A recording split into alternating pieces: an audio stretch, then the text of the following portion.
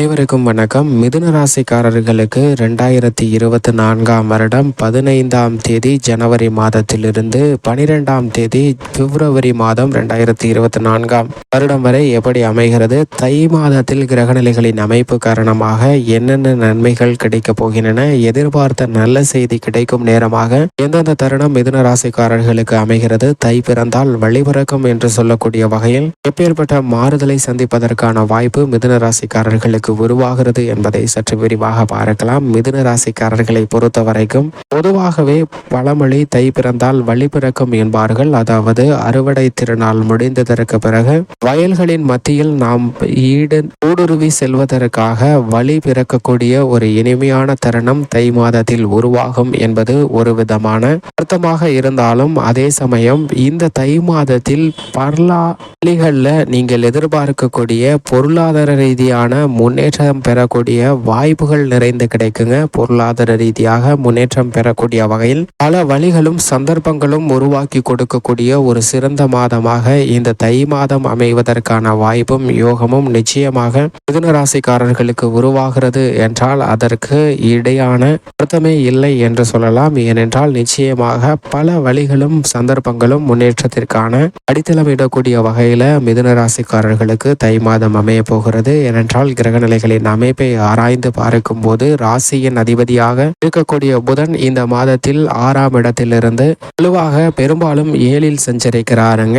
7ல் எதிர்பார்ப்புகளை பூர்த்தி ஆகக்கூடிய ஒரு அமைப்பில் சஞ்சரிக்கக்கூடிய ராசியின் அதிபதி இந்த மாதத்தின் பிற்பகுதியில் அஷ்டமத்தில் சென்று சஞ்சரிக்க போகிறார். அஷ்டமத்திற்கு சென்றாலும் பெரிய அளவிற்கு சிரமம் தடைகள் இல்லாத ஒரு தருணமாக பார்க்கப்படுகிறது. ஏனென்றால் பெரும்பாலும் இந்த மாதத்தில் 7ஆம் இடமாகிய சப்தமஸ்தானத்தில் கலஸ்திரஸ்தானத்தில் சஞ்சரிக்க போகிறாருங்க. எதிர்பார்ப்புகளை பூர்த்தியாக்கக்கூடிய வகையில் நல்ல செய்திகளை யோகம் நிறைந்த ஒரு தருணமாக கிடைப்பதற்கான வாய்ப்பை ராசியின் அதிபதியான புதன் உருவாக்கி கொடுக்க போகிறார். இது மிதுன ராசிக்காரர்களுக்கு வரவேற்கத்தக்க ஒரு சிறந்த அமைப்பாக பார்க்கப்படுகிறது. ஏனென்றால் ராசியின் அதிபதி 7ல் இருப்பது எதிர்பார்ப்புகள் அனைத்தும் பூர்த்தியாகும். அது மட்டுமல்லாது அவருடன் இணைந்து சுக்கிரனும் எதிர்பார்ப்புகளை பூர்த்தியாக்கக்கூடிய வகையில் 7ல் வெற்றிருக்கிறாருங்க. எனவே கல்வி ரீதியாக நீங்கள் திட்டமிடக்கூடிய காரியங்கள்ல நல்ல வளர்ச்சியும் முன்னேற்றமும் கிடைக்கும். மனதை ஒருநிலைப்படுத்தி பாடங்களை பகிர்வதால் அதிக மதிப்பெண்ணுடன் தேர்ச்சி பெறுவதற்கான யோகமும் அதீதமான முன்னேற்றமும் கிடைக்கிறது. நினைவாற்றல் அதீதமாக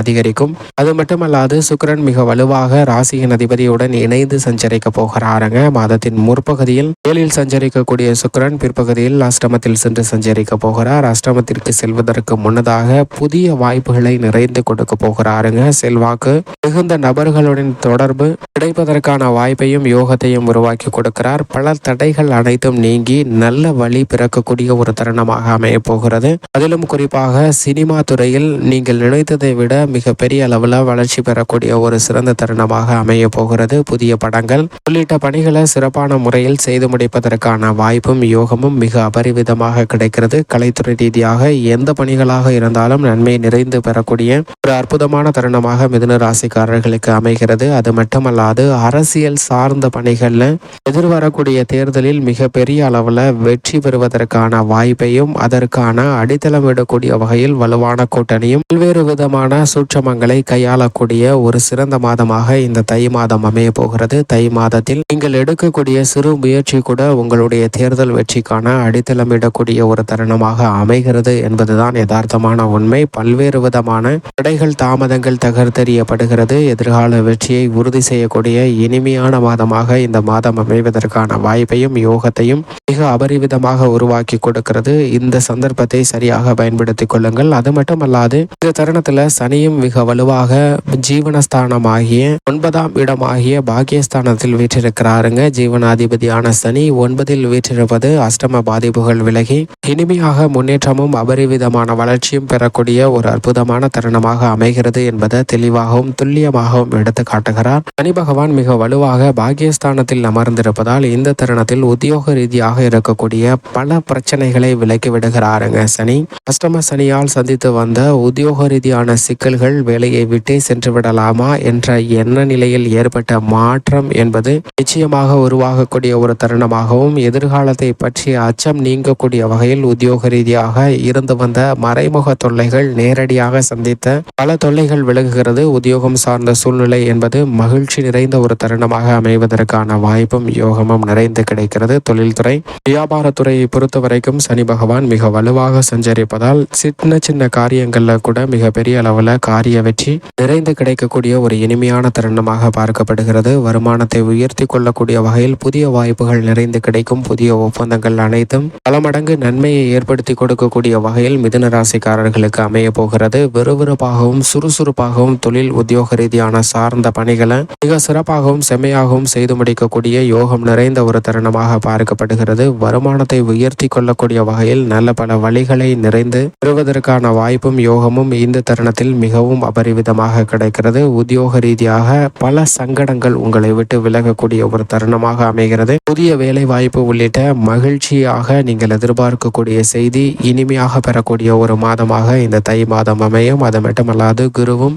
மிக வலுவாக இந்த தருணத்தில் லாபஸ்தானத்தில் வீற்றிருக்கிறாருங்க. லாப குருவின் அமைப்பு காரணமாக சுப விரயங்கள் அதிகரிக்கும். பல சுப நிகழ்வுகளை இல்லத்தில் நடத்துவதற்கான வாய்ப்பும் யோகமும் அதிர்ஷ்டமும் நிரம்பி இருக்கிறதுங்க. திருமண தடைகள் உள்ளிட்ட பல தடைகள் தகர்த்தெறியப்படுவதால் நீங்கள் எதிர்பார்க்கிறபடியே நல்ல வரன் கிடைத்து திருமண பாக்கியம் அமையக்கூடிய ஒரு சிறந்த யோகமான மாதமாக இந்த தை மாதம் அமைவதற்கான வாய்ப்பு நிச்சயமாக உருவாகிறது. நீதிமன்ற வழக்குகள் பின்னடைவு சரி செய்யப்பட்டு நல்ல முன்னேற்றம் கிடைக்கக்கூடிய ஒரு தருணமாக பார்க்கப்படுகிறது. மேலும் இந்த தருணத்தில் உங்களுடைய முயற்சி குடும்ப முன்னேற்றத்திற்காக எதுவாக இருந்தாலும் அவற்றில் நிறைந்த காரிய வெற்றி பெறுவதற்கான வாய்ப்பும் யோகமும் உருவாகிறது. இந்த தருணத்தில் செவ்வாய் மிக வலுவாக சப்தமஸ்தானத்தில் வீற்றிருக்கிறாருங்க. செவ்வாய் 7ல் இருப்பது எதிர்பார்த்தபடியே திருமணத்தில் இருக்கக்கூடிய தடைகள் விலகும். பல மங்களகரமான யோகம் நிறைந்த நிகழ்வுகள் நடைபெறுவதற்கான வாய்ப்பும் புதிய நிலம் வீடு வாகனம் வாங்குவதற்கான யோகமும் உண்டு.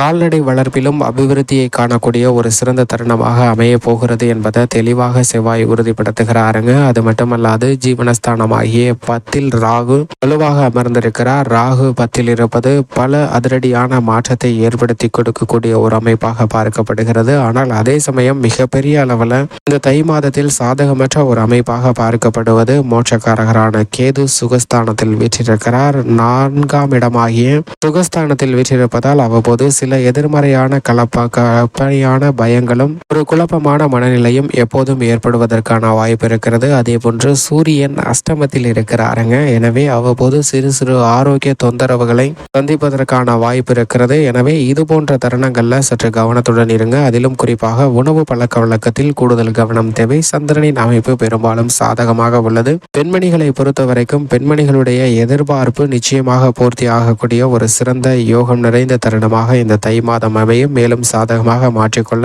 நிச்சயமாக மிதுன ராசிக்காரர்கள் இந்த தை மாதம் முழுவதும் அருகாமையில் உள்ள முருகப்பெருமாள் ஆலயம் சென்று தீபம் ஏற்றி வழிபாடு செய்யுங்கள்.